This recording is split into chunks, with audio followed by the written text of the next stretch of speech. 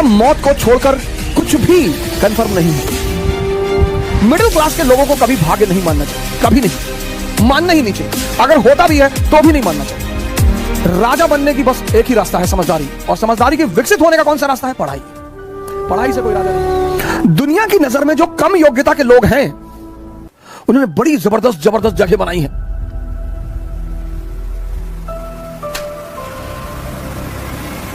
दुनिया में जो कम योग्यता के लोग हैं उन्होंने बड़ी जबरदस्त जबरदस्त जगह बनाई है। क्यों है ऐसा? क्योंकि जो भी संदेह के सहारे चलेगा, संदेह, जिसको भी अपने कामों पे डाउट है, इसका सारथी कौन है? संदेह, मन, शल्य। इनका सारथी कौन है? चैतन्य। ये कल मैंने आपको बताया था, कॉन्शियस। पर जीवन में ये देखो कि तुम्हारा सारथी कौन है। और जीवन 100% रिस्क है। यहां मौत को छोड़कर कुछ भी कंफर्म नहीं है। और 98% लोग इस दुनिया में, 98% लोग इस दुनिया में हर चीज का कंफर्मेशन चाहते हैं। बस ये परेशान है, यही परेशान है। 2% रिस्क लेते हैं। और जब ये 2% उपलब्धि की ऊंचाइयों तक पहुंच जाते हैं तो ये 98-90% अपने आप को सांत्वना देता है कि अरे भैया भाग्य, भाग्य भैया, भाग्य, भाग्य के बलि है भैया। भाग्य, भाग्य नहीं है। आशीर्वाद मैं मानता हूं परमात्मा का, भाग्य तो मैं मानता ही नहीं। मैं परमात्मा का आशीर्वाद मानता हूं कि आप कोई काम करते हो वो आपके सर पर हाथ रख देता है, तो कितना भी मुश्किल काम हो वो आसान होता चला जाता है।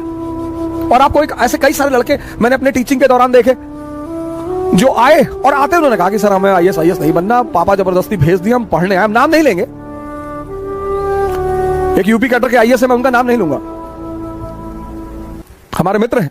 उन्होंने हमसे यही कहा था कि सर पापा जबरदस्ती भेज दिया, हम हाईकोर्ट में प्रैक्टिस करना चाहते थे और जब हमारा पढ़ने वढ़ने मन नहीं लगता है।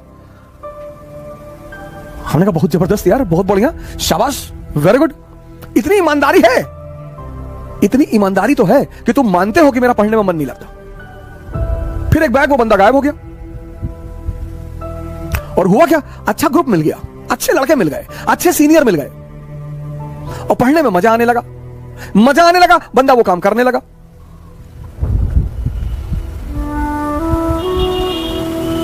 तीन 381वीं रैंक है आईएएस में, पहले अटेम्प्ट में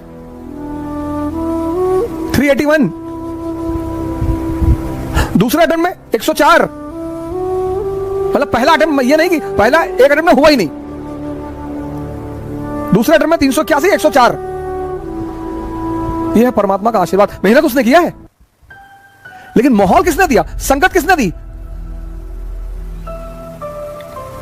मैं कर्म के सिद्धांत पर प्रभु के आशीर्वाद को मानता हूं। भाग्य जैसी कोई चीज होती ही नहीं। भाग्य सिर्फ एक बहाना है ये 98% लोगों को अपने आप को डिफेंड करने का। ऐसा मैं मानता हूं। हो सकता है मैं गलत हूं, मैं इस बात से इनकार नहीं कर सकता, लेकिन हम जैसे लोगों को भाग्य नहीं मानना चाहिए। मिडिल क्लास के लोगों को कभी भाग्य नहीं मानना चाहिए, कभी नहीं, मानना ही नहीं चाहिए। अगर होता भी है तो भी नहीं मानना चाहिए, क्योंकि हमारे पास खोने को कुछ है ही नहीं। हमारे पास क्या था? हमारे पिताजी डाकखाने के बाबू थे, हम 2 कमरे के मकान में रहते थे। हमारे पास खोने को ही क्या था? लेकिन हमारे पास पाने को पूरी दुनिया थी।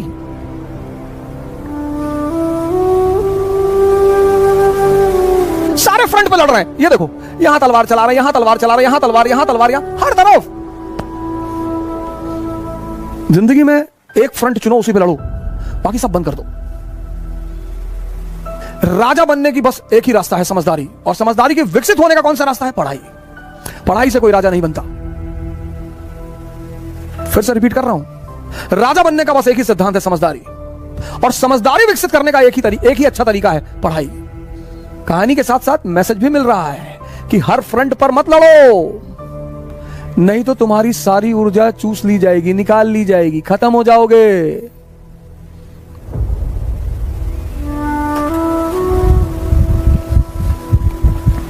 राजा बनने का बस एक ही सिद्धांत है, समझदारी का विकास। और समझदारी बढ़ाने का बस एक ही सिद्धांत है, नहीं नहीं, समझदारी बढ़ाने का सबसे अच्छा सिद्धांत है पढ़ाई। हमारे देश में लोग कहते हैं पढ़ोगे तो राजा बनोगे, बिल्कुल नहीं, सवाल ही नहीं उठता, प्रश्न ही नहीं उठता, गलत है वो। पढ़ोगे तो नौकर बन जाओगे, लेकिन हां अगर पढ़ाई से अपनी समझदारी का विकास कर लिए तब तो राजा बनोगे।